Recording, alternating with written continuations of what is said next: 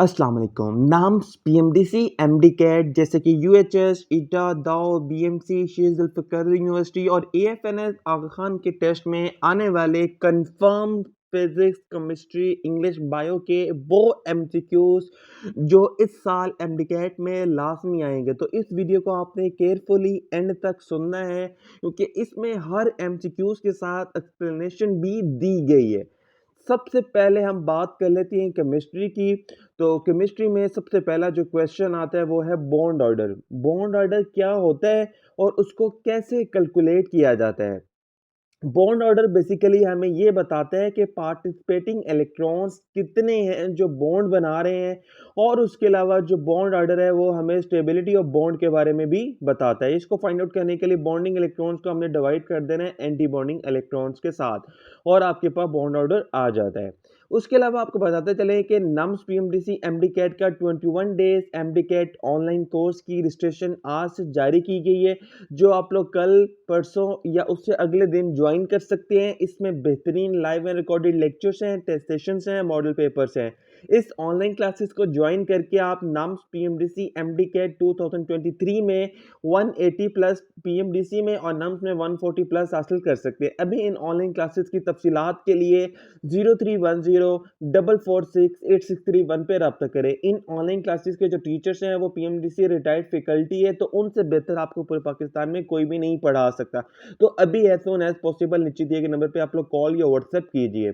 Question number 2 chemistry के paper में जो आ सकते हैं वो ये है कि वेपर प्रेशर क्या होता है और किन पे वो डिपेंड करता है और किस पे वो डिपेंड नहीं करता। वेपर प्रेशर बेसिकली डिपेंड करता है नेचर ऑफ फ्लूइड पे और टेम्परेचर। मतलब नेचर ऑफ फ्लूइड का मतलब ये है कि जो लिक्विड है उसकी नेचर कैसी है, क्या उसके अंदर पानी है या उसमें कोई शहद है। शहद थोड़ा थिक ही होता है तो उसके लिए हमें ज़्यादा वेपर प्रेशर रिक्वायर्ड होगा। और टेम्परेचर आप कितना दे रहे हो, अगर आप टेम्परेचर कम दे रहे हो तो वेपर प्रेशर भी कम होगा, टेम्परेचर ज़्यादा दे रहे हो तो वेपर प्रेशर भी ज़्यादा होगा। उसके अलावा वेपर प्रेशर जिन पे नहीं डिपेंड करता सरफेस एरिया पे, अगर आप कोई कंटेनर यूज़ कर रहे हो पानी गर्म करने के लिए, अगर उसका एरिया कम है या ज़्यादा है तो वेपर प्रेशर उससे इफेक्ट नहीं होगा। ठीक है, और उसके अलावा वेपर प्रेशर क्वांटिटी के ऊपर डिपेंड भी नहीं करता। फिर हमारे पास आ रहा है कि टेम्परेचर का केमिकल रिएक्शंस के ऊपर क्या इफेक्ट है। हमारे पास दो किस्म के मोस्टली केमिकल रिएक्शन होते हैं, कुछ एक्सोथर्मिक होते हैं और कुछ एंडोथर्मिक होते हैं।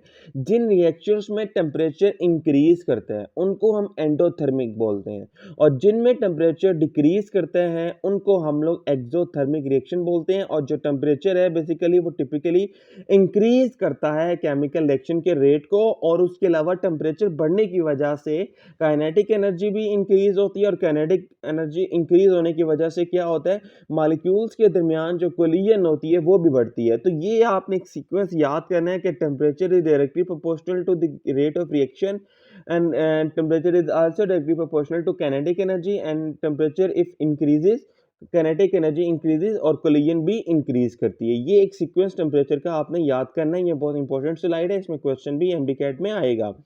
अच्छा, उसके बाद हमारे पास अगला एक क्वेश्चन है, वो ये है कि what is rate determining step. Rate determining step क्या होता है, इसको हम कैसे कैलकुलेट कर सकते हैं, और इसमें न्यूमेरिकल्स भी आते हैं, फार्मूला आता है, तो आपने इसको बहुत ध्यान से और केयरफुली सुनना है।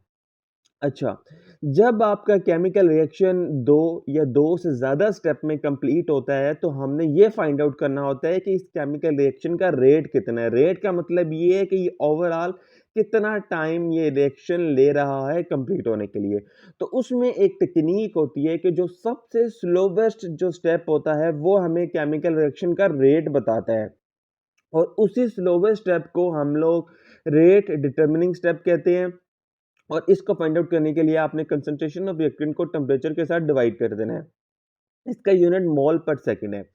अब एल्डिहाइड एक ऑर्गेनिक पोर्शन का टॉपिक है, उसको हम लोगों ने प्रोटेक्ट करना होता है। इसको प्रोटेक्ट करने के लिए हम लोग एसीटल बनाते हैं। एसीटल बनाने के लिए जब हम अल्कोहल को ऐड करते हैं कार्बोनाइल कंपाउंड्स के अंदर तो एसीटल बनता है। और एसीटल बेसिकली एक प्रोटेक्टिंग ग्रुप है जिसके नीचे डेफिनेशन लिखी है, ये भी आप लोगों ने करनी है। पावर का अब हम फिजिक्स की बात कर लेते हैं कि पावर का क्या रिलेशन है फोर्स और वेलोसिटी के साथ। बहुत बार एमडीकैट में न्यूमेरिकल देखा गया है कि अगर फोर्स इतनी है या वेलोसिटी इतनी है तो पावर फाइंड आउट करें। पावर का स्टूडेंट्स ने फार्मूला पढ़ा हुआ है वर्क डिवाइडेड बाय टाइम। देखिए वर्क आपका बराबर होता है एफ इंटू डी के। अगर हम फार्मूले में पुट करें तो डी डिवाइडेड बाई डी आ रहा है, वहाँ पे हम वेलोसिटी वी लिख सकते हैं। तो पावर का फार्मूला हमारे पास क्या आया, P equal to F dot V. F और वी की वैल्यू पुट करो तो हमारे पास पावर की वैल्यू आ जाती है। और उसके अलावा पावर बेसिकली एक कमर्शियल यूनिट है, उसका कमर्शियल जो यूनिट जो हम यूज़ करते हैं हॉर्स पावर। एक हॉर्स पावर में 746 वाट होते हैं और 1 किलोवाट और 3.6 मल्टीप्लाई बाय 10⁻6 जूल्स के बराबर होता है। एक्सपेंशन और कंप्रेशन क्या होता है? देखिए जहाँ भी कूलिंग हो रही है, जहाँ भी ठंड पैदा हो रही है वहाँ पे एक्सपेंशन होती है और जहाँ पे गर्मी या हीटिंग हो रही है वो कंप्रेशन होती है। जैसे कि अगर फ्रिज है या रेफ्रिजरेटर है, उसके अंदर क्या हो रहा है? अंदर उसके कूलिंग हो रही है तो एक्सपेंशन है, बाहर क्या है? कंप्रेशन है।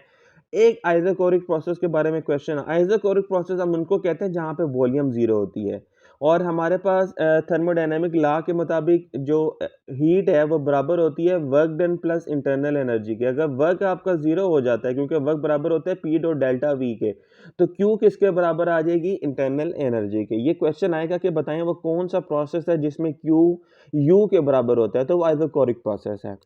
अब हमने ये पढ़ना है कि ये जो मॉइस्चर होता है इसका स्पीड ऑफ साउंड के ऊपर क्या इफेक्ट है। देखिए जो मॉइस्चर है बेसिकली सर्दियों में होता है, जो स्किन पे हमारी इफेक्ट करता है जब हम विदाउट लोशन सर्दियों में बाहर जाते हैं।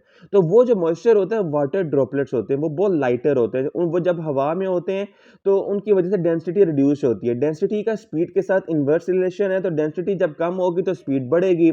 उसके अलावा एमडीकैट की बेहतरीन गाइड बुक्स आप अपनी स्क्रीन पे देख रहे हैं, जिसमें यूएचएस की गाइड बुक है, ईटा की है, शेख जुल्फ़िकार यूनिवर्सिटी की है, बीएमसी की है, दाव की है। इन तमाम गाइड बुक्स में ओरिजिनल पास्ट पेपर्स हैं, एमसीक्यूज हैं और 10 से 12,000 प्रैक्टिस एमसीक्यूज भी ऐड किए गए हैं। तो इन किताबों की फ्री डिलीवरी है। ऑर्डर मंगाने के लिए 0310446861 पे राब्ता करें।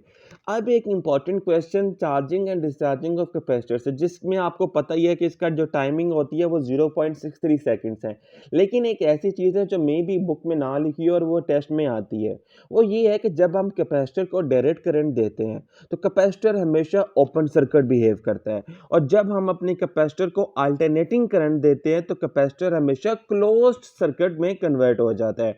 एक न्यूमेरिकल भी आता है कि what is energy stored in an capacitor, तो उसका फार्मूला है E इक्वल टू 1/2 CV²। मैंने सोल्व किया हुआ है, आप लोग उसको दोबारा भी देख सकते हैं क्योंकि न्यूमेरिकल काफ़ी आते हैं। तो स्टूडेंट्स ये एक इंपॉर्टेंट अनाउंसमेंट एंड पे बतानी है कि ये जितने भी क्वेश्चंस आप देख रहे हैं ये मोस्ट रिपीटेड और कंफर्म्ड एमडीकैट टॉपिक्स हैं। इनको आपने अच्छी तरह करना है। इनको करके आप ये जो 12 क्वेश्चन है इनको आप अच्छी तरह अटेम्प्ट कर सकते हैं और यही एमडीकैट में भी आ सकते हैं। और एक और इंपॉर्टेंट बात आप लोगों को बतानी है कि इस वीडियो को ज़्यादा से ज़्यादा आप लोगों ने शेयर करना है अपने दोस्तों के साथ ताकि उनकी भी हेल्प हो सके। वीडियो को लाइक करें, ज़्यादा से ज़्यादा शेयर करें। किसी भी चीज़ जो नहीं समझ आ रही नीचे कमेंट में बताएं। अपना ख्याल रखिएगा। अल्लाह हाफ़िज़।